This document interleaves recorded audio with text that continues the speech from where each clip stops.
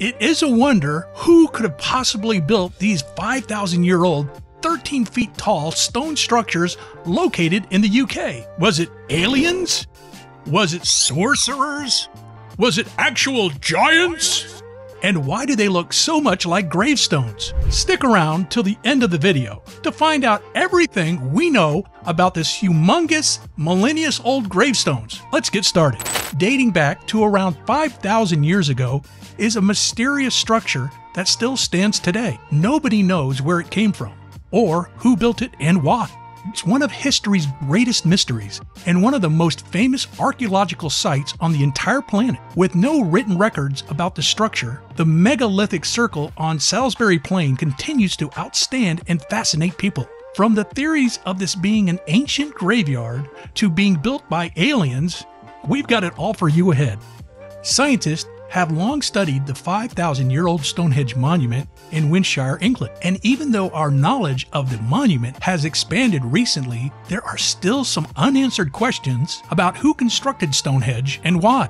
The monument's mysterious past has inspired many stories and theories. Folklore holds that the great stones of Stonehenge were brought from Ireland by giants who erected them for their wizard Merlin of Arthurian mythology. Another tradition holds that stones were erected by Dane invaders, while a third theory contends that they were once the remains of a Roman temple. Some claim that Stonehenge is an alien spacecraft landing site. Modern interpretations are no less imaginative. The area was first surveyed by John Aubrey in the 1660s, which is when archaeologists first started looking into it. Aubrey incorrectly attributed Stonehenge to Celts because he thought it was the place of worship for Druid priests. It took the monument more than a century to fully develop. Around 2600 BC, a complex network of wooden posts were replaced by 80 Welsh bluestones, which were changed at least 3 times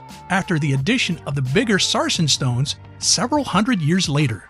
5 trilithons from a horseshoe inside the continuous outer circle made these enormous sandstone blocks, each in which was hauled for at least 19 miles. The question is, who pulled them all the way?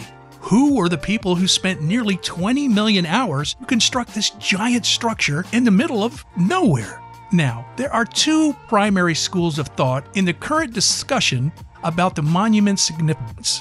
Those who take it as a sacred location and those who think it symbolizes a scientific observatory.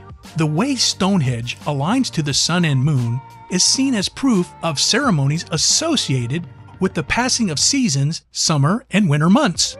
Both groups base their theories on the site's celestial influence. As an alternative, alignments specifically associated with the stars suggest a megalithic calendar that was used to calculate dates or to record or predict astronomical phenomenon like solar eclipses. A brand new, radical hypothesis has come forward which argues that Stonehenge was once the place where people went to receive healing. The smaller bluestones are the center of this theory. Experts contend that in order for them to have traveled 145 miles by boat, dredge, and haul, they must have been thought to possess magical properties. When discussing Stonehenge, you can never avoid running across the age-old alien conspiracy theory. One of the most well-known ones can be linked to a book written by Eric von Däniken in 1968. The book makes claim that aliens, who were revered as gods, gave ancient civilizations their faiths and technologies. According to Van Däniken, these alien visitors either built Stonehenge themselves or at least gave the required information and resources for its construction. Wait, are aliens too crazy for you? Well, what about renowned sorcerers? Godfrey of Monmouth, a British cleric and historian who is largely credited with popularizing the Arthurian stories, initially posed this theory in the 12th century. He claimed that a giant had brought the stones from Ireland because of their supposed medical qualities. But Merlin advised King Aurelius to utilize the stones when he intended to build a battle monument. How are such massive, hefty stones transported from Ireland to Salisbury Plain? Well, ye old Amazon Prime, of course. also known as Merlin's magic. But seriously, the stones that make up Stonehenge have been classified as two sorts, both which originate from great distances. What explanation is more logical than giants in magic? For a very long time, the claim that Stonehenge was used to make astronomical predictions was actually very well established. Although certain stones indeed appear to have been erected with cosmic events in mind, experts now recognize the difference between a monument designating astrological movements and one that foretells them. But then, would the monument technically be considered an enormous analog computer if it was utilized as a calendar to predict dates, events, or seasons, or to help mathematics to interpret astrological data? And also, there's the theory related to music. So, the piper illusion happens when people walk around like two pipers playing in the field, for example, and hear a dampening effect where the sound waves cancel out each other. According to experts, Stonehenge imitates this exact effect, which makes us think, were Stonehenge creators soundproofing the area for musical festivals or rituals? Also, it's said that some stones produced sounds like wooden bells when hit by archaeologists. Perhaps Stonehenge was a large stone musical instrument in itself. And wait, another hypothesis holds that the monument was lords of its time, drawing pilgrims from all over because they believed it could heal their illness. Many human remains were discovered in neighboring burial sites and had signs of wounds or illness, and a chemical examination of their teeth determined that they originated as far away as northern England, Wales, and Ireland. Many people think Stonehenge should be viewed as a component of a larger complex or nearby sites, and not as an independent monument in itself. Woodhenge, a similar structure made of wood pillars, is thought to be a place for the living. So maybe Stonehenge was a place for the dead. And check this out. According to a new proposal put forth by British experts, Stonehenge may have begun a vast cemetery for rich families around 3000 BC. So, did they bring their own gravestones?